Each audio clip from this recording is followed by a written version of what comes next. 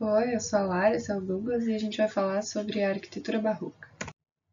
A respeito da contextualização histórica, a arquitetura barroca teve início no final do século XVI e ela se estendeu até o século XVIII. E ao longo da história, ela influenciou a arquitetura da Europa e da América Latina como um todo, mas a gente também percebe a influência dela em outras regiões. Ela surgiu como uma resposta da Igreja Católica, que na época estava perdendo poder e domínio sobre a população. Então, ela usou a arte como um todo, incluindo a arquitetura, como uma ferramenta para reafirmar o poder e o domínio que ela tinha e também reforçar a crença na fé. Ela buscava envolver sentidos e a imaginação das pessoas, e o principal objetivo era inspirar uma resposta emocional e espiritual. Sobre as características mais frequentes nesse tipo de arquitetura, a gente pode destacar o uso de linhas curvas e espirais e formas mais complexas. A gente enxerga isso nas abóbadas e nos arcos, que eram características recorrentes desse período. A utilização de elementos extravagantes e ornamentos também eram muito presentes em colunas, relevos e nas fachadas esculpidas. Outra característica marcante é o uso da luz e sombra, criando ambientes dramáticos que estimulavam sensações e efeitos emocionais que buscavam impactar as pessoas quando entrassem nas construções.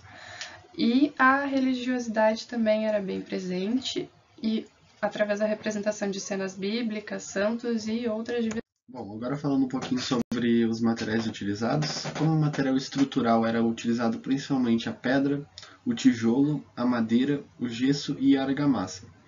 Como material decorativo, que era o que dava característica a essas construções, né, eram utilizados o mármore, o bronze, o douramento, que era feito com ouro nas construções, e também os azulejos, que eram bem presentes nas construções de Portugal e do Brasil.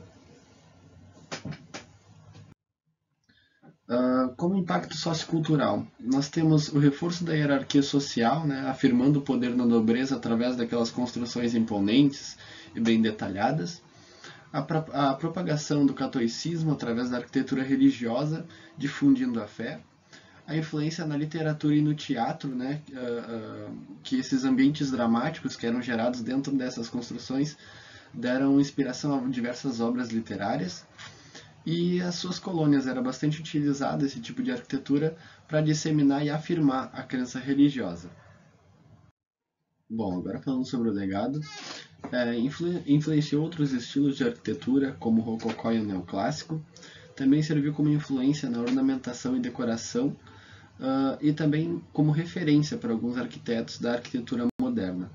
As obras desse período são todas consideradas patrimônio histórico, né? Então elas dão bastante identidade cultural a todas as cidades. A arquitetura barroca também deixou uma grande influência na literatura e também na música atual que a gente consome. Então eu acredito que todo mundo conheça alguma música que tenha sido originada desse período, né? desse tipo de trabalho. Como exemplo, a gente trouxe o Palácio de Versalhes, que fica na França, foi concluído em 1682. A gente pode destacar a imponência da construção, é uma obra bastante grande, e o uso de ornamentos e também a característica do douramento pode ser percebida principalmente na parte interna da construção. A gente também pode perceber o uso de cristais na decoração e o uso de arcos e colunas também. Aqui, como segundo exemplo, a gente trouxe a Catedral Metropolitana da Cidade do México, que fica no México, e foi concluída em 1813.